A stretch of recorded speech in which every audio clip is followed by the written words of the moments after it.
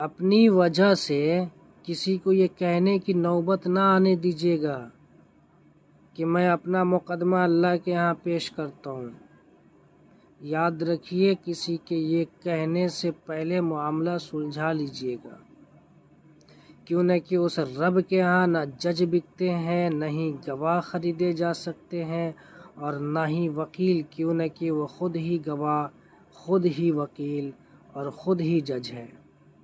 اس کے فیصلے پھر ٹلتے نہیں، اور وہاں ترازو بھی انصاف کے تولتے ہیں۔ تم کیا جانو کہ کچھ زندہ لاشیں ابھی اس جہاں میں آباد ہیں، جن کی تدفین ہوئی نہ غسل دیے، جو اپنے ہی جسموں میں اپنی روحوں کا بوجھ لیے پھر رہے ہیں۔